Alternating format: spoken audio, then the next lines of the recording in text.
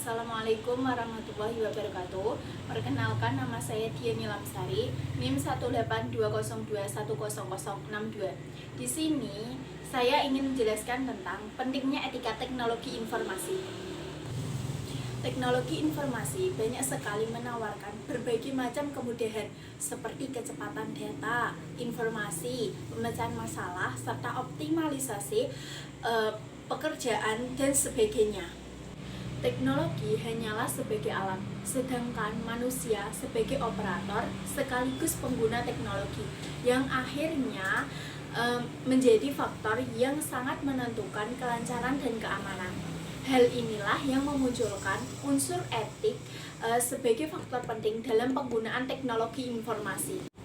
Etika komputer adalah analisis mengenai sifat dan dampak sosial teknologi komputer. Salah satu penyebab pentingnya etika adalah karena etika melingkupi wilayah yang belum tercakup dalam wilayah hukum. Faktor etika di sini menyangkut identifikasi dan penghindaran terhadap perilaku yang salah dalam penggunaan teknologi informasi.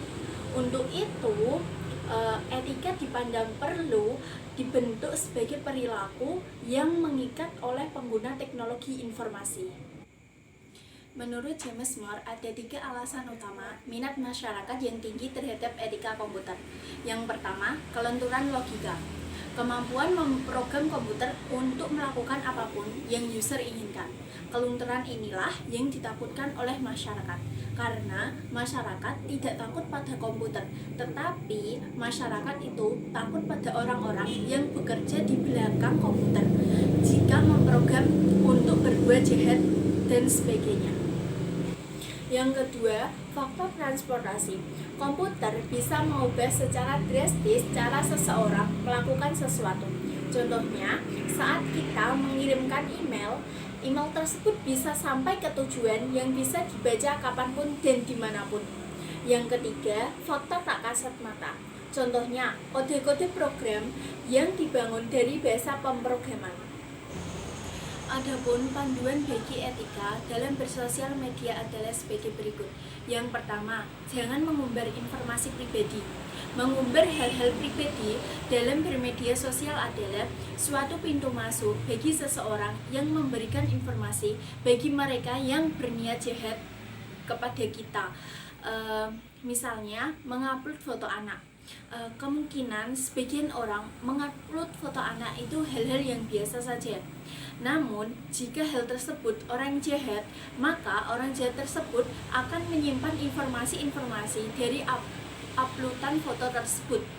Maka dari itu, dalam bermedia sosial harus bijak-bijak dalam menginformasikan data pribadi kita agar tidak ada orang yang berbuat jahat kepada kita. Maka dari itu, kita harus berusaha untuk jangan mengumbar informasi pribadi dalam bermedia sosial. Yang kedua, yakni etika dalam berkomunikasi. Dalam melakukan komunikasi antar sesama pada situs jejaring sosial media, biasanya kita melupakan etika dalam berkomunikasi. Banyak sekali kita menemukan kata-kata kasar yang muncul dalam percakapan antar sesama di media sosial, baik yang secara sengaja maupun yang tidak disengaja. Sebaiknya kita berkomunikasi dengan kata-kata yang layak dan sopan pada akun media sosial yang kita miliki. Yang ketiga, kita harus menghargai hasil karya orang lain. Saat menyebarkan informasi, baik itu tulisan, foto, ataupun video milik orang lain, ada baiknya kita harus mencantumkan informasi sebagai bentuk penghargaan untuk hasil karya orang lain. Kita tidak boleh serta-merta mengcopy paste tanpa memberikan sumber informasi tersebut. Yang keempat, hindari penyebaran sara dan pornografi. Ada baiknya kita tidak menyebarkan informasi yang berhubungan dengan sara dan pornografi di media sosial. Sebarkanlah hal-hal yang positif, yang berguna, yang tidak menyebabkan konflik antar sesama pada situs jejaring sosial tersebut. Yang kelima, cross-check kebenaran berita. Berita yang menjelek-jelekan orang lain sering kita jumpai di media sosial. Banyak sekali ada berita yang menjelek-jelekan atau menjatuhkan orang lain.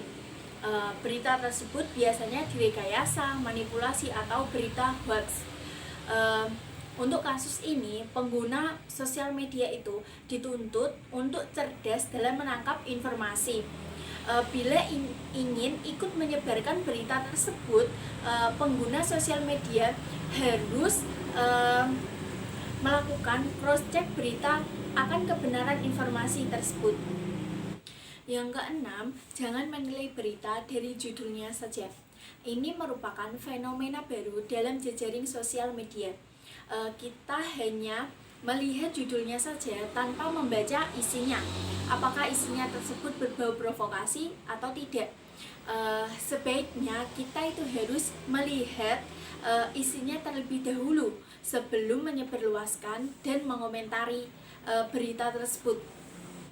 Yang ketujuh, opini berdasarkan fakta dan data. Dalam bermedia sosial, kita mengeluarkan opini itu sah-sah saja, boleh-boleh saja, tidak ada yang larang. Asalkan kita beropini itu harus sesuai fakta dan data. Jika kita beropini yang negatif pada seseorang, kemungkinan saja kita akan dilaporkan pada Undang-Undang Nomor 11 Tahun 2008 tentang Undang-Undang ITE pasal 27 ayat 3, di mana pasal tersebut berisi tentang pencemaran nama baik di media maya atau media sosial. Yang kedelapan, jangan ikut-ikutan berkomentar. Kadang kita ikut-ikutan berkomentar hal-hal yang sedang ramai dibicarakan di media sosial tanpa mencari tahu kebenaran apakah informasi tersebut benar atau tidak, apakah informasi tersebut mengandung provokasi atau tidak. Kita itu langsung ikut-ikutan berkomentar di media sosial tersebut. Bila hal tersebut berhubungan dengan nama besar atau brand, bukan tidak mungkin kita dikenakan Undang-Undang ITE pasal 27 ayat 3 tentang pencemaran nama baik. Maka dari itu, kita itu harus bijak dalam menggunakan media sosial agar kita tidak terkena pada Undang-Undang ITE pasal 27 ayat 3. Yang kesembilan, hindari sosial media bila kita sedang marah atau emosi. Ketika kita sedang jengkel atau mendapatkan sebuah masalah, secara tidak sengaja kita mengupdate akun sosial media kita dengan kata-kata makian, kata-kata kasar, dan kata-kata emosi. Sekiranya hal tersebut tidak perlu kita lakukan di media sosial. Jika kita sedang marah atau emosi, mending kita tidak usah membuka akun media sosial. Etika bermedia sosial ini membuat kita lebih bijak dalam menggunakan media sosial, dalam menyikapi dan membagikan informasi di media sosial. Etika media sosial ini dapat mewujudkan Indonesia yang sehat dalam menggunakan media sosial. Sekian presentasi dari saya, kurang lebihnya mohon maaf jika ada kata-kata yang salah yang saya sengaja maupun yang tidak. Tiada kata yang sempurna hanyalah milik Allah semata. Wallahul muwaffiq ila aqwamit thoriq. Wassalamualaikum warahmatullahi wabarakatuh.